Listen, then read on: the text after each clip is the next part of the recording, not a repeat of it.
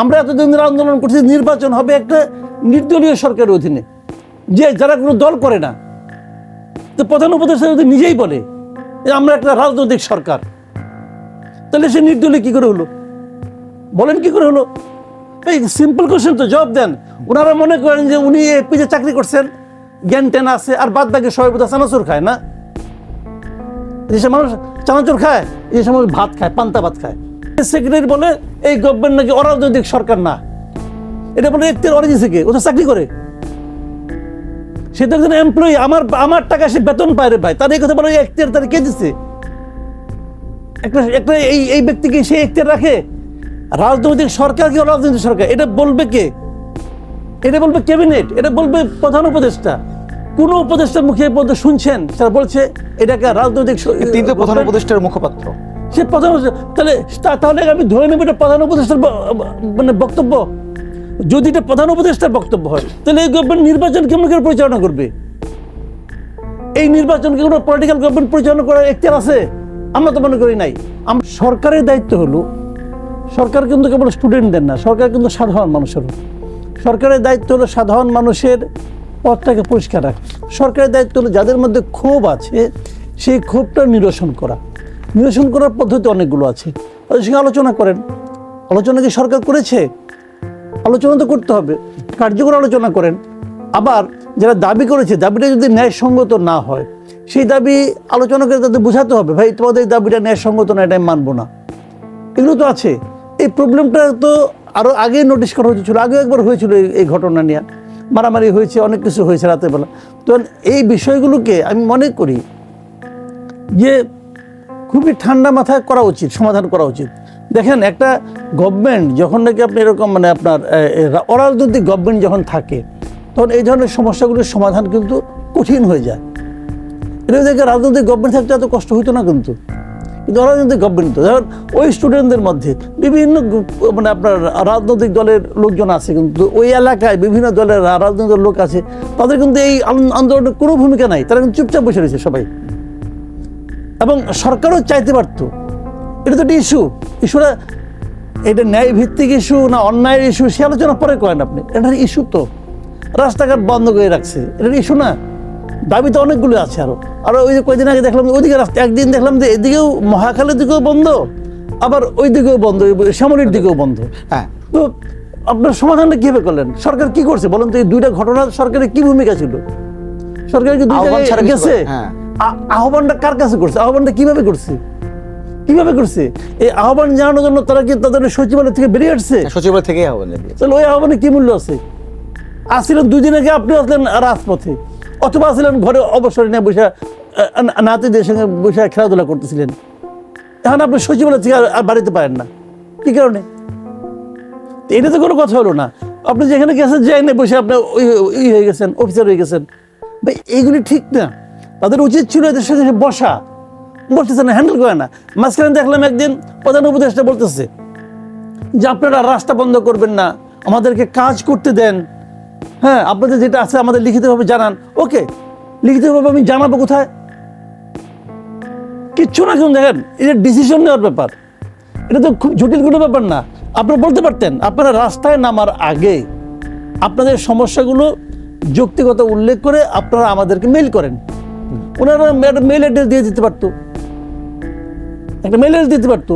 সেই মেইলটা দিলে পরে 2 দিন 3 দিনের মধ্যে ওইটাকে জাজ করে তার লোকজন দেখে এটা কতটুকু কি করা যাবে তাদেরকে ইনফর্ম করতে পারতো মেলে। এই মেলের মাধ্যমে জমা দিতে পারতো যে এটা আমাদের পক্ষে সমাধান করা সম্ভব, আমরা অতদিনের মধ্যে করতে পারবো, অথবা সম্ভব না, কাজে আপনি এটা আন্দোলন করেন না।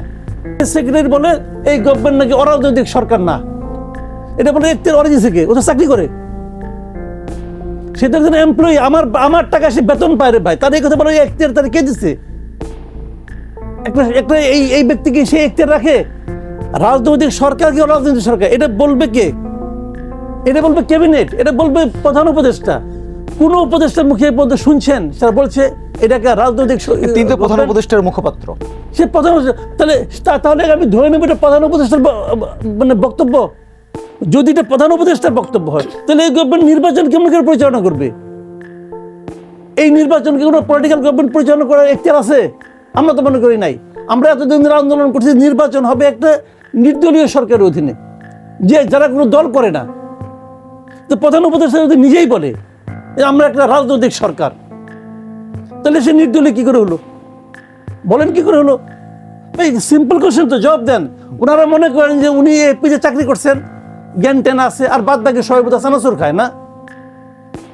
যেসব মানুষ চানাচুর খায়, এই সময় ভাত খায়, পান্তা ভাত খায়, করলে কিন্তু আমরা ব্যবস্থা নেব। যাই বলেন আপনি বলতে পারতেন তো, আপনি কি বলতেছেন? কোনো রকম মেল অ্যাড্রেস দিয়েছেন আপনি? আপনার একটা প্রেস উইং আছে, প্রেস উইংয়ের কাজটা কি? বিভিন্ন জায়গায় যে ময়লা ফেলানো, এটা আপনার কাজ? আর রাজনৈতিক বক্তৃতা দেওয়া না, এটা হলো গিয়ে মনে করেন যুগে যুগে আমরা শুনে আসছি, যখন নাকি সুবিধা করতে না পারে অন্য করো ইন্ধন আছে। ছোটবেলায় আমরা এটা করতাম, যখন পরীক্ষা খারাপ করতাম তখন বলতাম কি প্রশ্ন কমন পড়ে নাই, স্যার যে যেগুলো পড়াইছে এর বাইরের থেকে প্রশ্ন আসছে। তো ওনাদেরও এই সমস্ত ধর সাংবাদিকরা প্রশ্ন করে না, প্রশ্ন কমন না পড়লে যা হয় ওনারা তাই করে, এই তাই এনারে আলাপ করে অন্য করো ইন্ধন আছে। আচ্ছা ভাই, কার ইন্ধন আছে? তাহলে ধরেন না কে? আপনি একটা সরকার চালাচ্ছেন, আপনার সরকারকে অস্থিতিশীল করার জন্য যদি কেউ ইন্ধন দেয় তাকে ধরেন। আপনি তো ধরতেছেন কে? যে আওয়ামী লীগের পক্ষে কে লিফলেট বিতরণ করে তারে ধরতে হবে, এবং তারে ধরতে না পারলে ওখানকে পুলিশকে আপনি সাসপেন্ড করতেছেন যে তুমি কেন ধরতে পারলা না? ভাই, আওয়ামী লীগ একটা বৈধ পলিটিক্যাল পার্টি। আওয়ামী লীগকে নিষিদ্ধ করছেন? করেন নাই তো। তো সেই পলিটিক্যাল পার্টি তার রাজনৈতিক আদর্শের পক্ষে একটা লিফলেট বিতরণ করবে, অন্যটা কোথায়? কোন আইনে ধরে বলেন তো আপনি আমাকে? পুলিশ আইন মেনে চলে। আপনি আমাকে সিম্পলি বলেন ভাই, এটা আপনি, আমি খালি প্রশ্ন করেছি, এটা কোন আইনে আপনি ধরছেন তাকে? ওই শফিকুল আলমের আইন? শফিকুল আলম বলছে তাদেরকে কোনো করতে দেওয়া হবে না, ওনার বাপের দেশ থেকে এটা লিফলেটে সন্ত্রাসী কথা লেখা কে বলো? ও দেখছে আগে, সে দেখছে আগে থেকে সন্ত্রাসী কথা লেখা থাকলে আপনি আইন অনুযায়ী তখন ব্যবস্থা নেবেন মামলা দিবেন। আগে লিফলেটটা দেখেন, আপনি পড়েন, লিফলেট দেখার আগেই তো আপনি কোন আইনে বলেন না? আপনি আমি খেলে ওনাকে জিজ্ঞেস করি, উনি তো একজন সরকারি কর্মচারী, ওনাকে আমি প্রশ্ন করেছি, উনি বলুক কোন আইনে উনি বলে এটা। তাহলে আইন চেঞ্জ করেন, বলেন আমি আইন মানি না, তাহলে আমিও আইন মানবো না, আপনিও আইন কেউ আইন মানি না। আমরা দেশ আইনবিহীন দেশ চলবে, অসুবিধাটা কি আছে? তখন তো আইন না থাকলে পুলিশেরও দরকার নাই, কোনো প্রবলেম নাই তো। আমার কথা হলো কি, আপনি যদি আইন রাখেন, আপনি যদি সংবিধান রাখেন, আপনাকে ওই আইন এবং সংবিধান মানতে হবে। আর আপনি যদি এত বড় একটা পোস্ট থেকে আপনি নিজে যদি আইন ভঙ্গ করেন, তাহলে অন্যরা ভঙ্গ করলে তাদের আটকাবেন কি হিসেবে? কোন নৈতিকতার জোরে আটকাবেন? আপনি পারবেন না তো। দেখেন, এই যে সিম্পল যেটা বললাম ভাই, বলেন আগে শুরুতেই বলেন, এটা পুরনো সমস্যা। এই যে ছাত্রদের প্রবলেমটা, এই প্রবলেমটা ক্রিয়েট করছিল কে বলেন তো? এটা শেখ হাসিনা ক্রিয়েট করা প্রবলেম, এটা শেখ হাসিনা ক্রিয়েট করা প্রবলেম। এই 7 কলেজ একসময় জাতীয় বিশ্ববিদ্যালয়ের আন্ডারে ছিল না? ছিল। ওইখান থেকে বেরিয়ে আসলো কেন? শেখ হাসিনা বলছে বলে। তো নাইট সাহেব ছিল ওই শিক্ষামন্ত্রী, আর আরিফিন স্যার ছিল ঢাকা ইউনিভার্সিটি ভিসি। এক অনুষ্ঠানে যে বলছে, আরিফিন স্যার বলছে আপনি নিতে পারবেন না। আমি যখন ইডেন কলেজে পড়তাম তখন আমরা তো ঢাকা ইউনিভার্সিটির আন্ডারে ছিলাম, তো তখন তো সবই ছিল। তখন কি জাতীয় বিশ্ববিদ্যালয় ছিল? জাতীয় বিশ্ববিদ্যালয়কে ক্রিয়েট করা হয়েছে কেন? একটাই কারণ, যে স্নাতক পর্যায়ে, স্নাতক এবং তার উপরের পর্যায়ে যে সমস্ত কলেজগুলি পড়ায় তাদের সমস্ত কিছু নথিপত্র এখানে থাকবে, এরা সার্টিফিকেট ইস্যু করবে, এখানে সব কিছু হবে। এই তো জিনিসটা, এই তো মূল কারণ ছিল। তো ওখান থেকে আমি এই 7টাকে বের করে আনলেন কেন? আনলেন ঢাকা বিশ্ববিদ্যালয় সেটাকে অনার করলো না কেন? করে নাই ঢাকা বিশ্ববিদ্যালয়, তারা তখন আন্দোলন করছে। এতদিনে আপনি সমস্যা জিয়ে রাখলেন কেন? জাতীয় বিশ্ববিদ্যালয়ের আন্ডারে তাদেরকে আবার পাঠান না করে। জাতীয় বিশ্ববিদ্যালয়ের আন্ডারে 34 লাখ স্টুডেন্ট আছে, এদের এই 7 কলেজে 2 লাখ। 2 লাখ গেলে ওরা পারবে না? ওদেরকে দেন, এর জন্য আলাদা ইউনিভার্সিটি করতে হবে কেন? আপনাকে উচ্চ বংশীয়, তারা সবাই নিম্ন বংশীয়। ওই খুলনার বিএম কলেজ বা মিশিগান এম কলেজ এগুলো সব নিম্ন বংশীয়, আর আপনি ঢাকা কলেজ, ইডেন কলেজ উচ্চ বংশীয়। ভাই, দেশ তো একটাই, সমস্যাটা কি? এই কথাগুলি যে বলার মতো মেরুদণ্ড এই শিক্ষামন্ত্রী আছে নাকি এই সরকারের কারো আছে? এরা অবসর জীবন যাপন থেকে উঠে আসছে, ঝিমাইতে আসছে, এখনো ঝিমায়। তাকে তো বলতে হবে রে ভাই, যে আমি এটা কেন দেবো? এটা তো লজিক সিম্পল। তাদের পাঠাই যান আপনার জাতীয় বিশ্ববিদ্যালয়ের আন্ডারে, দেন পাঠান না কেন? আপনার তো পপুলার হওয়ার দরকার নেই, আপনি ইলেকশন করবেন নাকি রে ভাই? আপনি পপুলার যাচ্ছেন কেন? এগুলো সিম্পল সলিউশন কিন্তু। তো আপনারা এটা করবেন না, তো ওরাও আছে ওখানে। কি আছে, ওই দিন আমার সঙ্গে দেখা একদিন মানে ছাত্র দলের সাধারণ সম্পদ সভাপতি ছিল, আর এই বৈষম্যবিরোধী ছাত্র আন্দোলনের যে সচিব ছিল, মানে ও ছিল, ওই যে আরিফ নাকি যার নাম। ওদেরকে জিজ্ঞাসা করলাম যে এদের এই আন্দোলনটাকে আপনারা করতেছেন কি না, আমি কি আপনারা কি আন্দোলনের সঙ্গে আছেন কি না, আমরা এই আন্দোলনের সঙ্গে নাই। তাহলে ওরা কি আন্দোলন করতেছে, ওরা কারা? এই জন্য তো তৃতীয় পক্ষ খুঁজে বের করছে। ওরা আন্দোলন এটার মধ্যে আজকে এটা আপনি বিশ্ববিদ্যালয়ে বানান পৃথিবী কলেজকে, কালকে ঢাকা কলেজ বলবে আমি কি তার চেয়ে পুরনো না, ঢাকা কলেজের ঐতিহ্য কি তার চেয়ে বেশি না? ইডেন যদি বলে আমরা মহিলাদের জন্য একটা বানান আপনি মহিলার জন্য। সারা দেশেও তো যে কলেজ সারাদিন কেমন করে থাকেন? কাজে আমি মনে করি যে ঐক্যমত যারা আছে এখন পর্যন্ত তাদের কোনো সমস্যা আছে। সমস্যা হলে কি ধরেন আমি বলি আপনাকে, যেমন ধরেন বিএনপির তো নিজেদেরই একটা সংস্কার প্রস্তাব আছে 31 দফা, এবং সেটা 2 বছর আগের থেকে আছে। সরকার যখন এই সংস্কার উদ্যোগটা নিয়েছে, তারপরেও কিন্তু বিএনপি তাদের 31 দফা নিয়ে নানা জায়গায় মিটিং করেছে, এবং তাদের একদম মাঠ পর্যায়ের লোকদের কাছে কিন্তু এটা তারা ক্লাস নিয়েছে পর্যন্ত। তার মানে কি, তারা তাদের ঐক্য যে প্রস্তাব, যাদের যে সংস্কার প্রস্তাবগুলো আছে সেগুলোকে তারা কিন্তু হাইলাইট করছে। তো তাদের সঙ্গে যেখানে না মিলবে তারা সেটা মানবে না। তো এখন কতটুকু ছাড় দিবে? আমি মনে করি যে 2 পক্ষেরই ছাড় দেওয়ার মানসিকতা থাকতে হবে। আপনি 31 দফা দিয়েছেন, ভালো করেছেন। যদি সরকারের কোনো প্রস্তাবটা এর কি বেটার মনে হয় তাহলে আপনাদের মেনে নেওয়া উচিত। আবার সরকারকেও বলবো আপনাদেরও ছাড় দেওয়ার মানসিকতা থাকতে হবে। আপনারা এনজিও দিয়ে করেন না, যাকে দিয়ে করান, কিছু সংস্কার ওখানে তো 2-1 জন বিশেষজ্ঞ লোক ছিল, তো ওই যেগুলো এখানে ভালো প্রস্তাব যেগুলো আছে সেগুলো আছে, আর যেগুলো সরকার বিরোধী দলরা এবং বিভিন্ন মানে পলিটিক্যাল পার্টিগুলো না মানবে সেগুলো আপনাদের বাদ দেওয়ার মানসিকতা থাকতে হবে। তাহলে আমরা হয়তো একটা ভালো কিছু পেতে পারবো।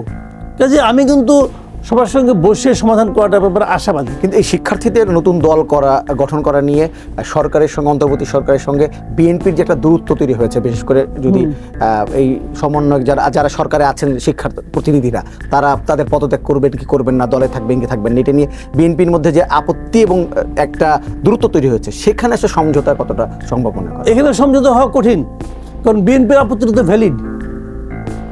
কারণ দেখেন, আপনি ডক্টর ইউনূসের যে ইন্টারভিউটা ছাপা হয়েছিল ফিনান্সিয়াল টাইমসে, সেখানে উনি বলেছেন, উনি স্পষ্ট করে বুঝিয়ে দিয়েছেন যে এই ছেলেদেরকে রাজনৈতিক দল করার জন্য উনি মানে উৎসাহ দিচ্ছেন।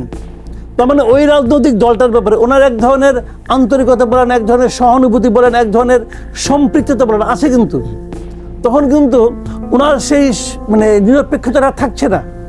তাহলে উনি কিভাবে নির্বাচন করবেন? অথবা এই যারা আছে মানে আপনার ছাত্রদের মধ্যে যারা নাকি আপনার উপদেষ্টা আছে, তারা যেন কিন্তু বেরিয়ে আসবেন, বেরিয়ে আসলে তারা কিন্তু নিরপেক্ষ হয়ে গেলেন। তাদের সঙ্গে এই উপদেষ্টা মণ্ডলী একটা সম্পর্ক আছে। দেখেন, আমাদের এখানে 96 সাল থেকে তত্ত্বাবধায়ক সরকার আছে, তার আগে একবার নিরপেক্ষ একটা নির্দলীয় সরকার ছিল।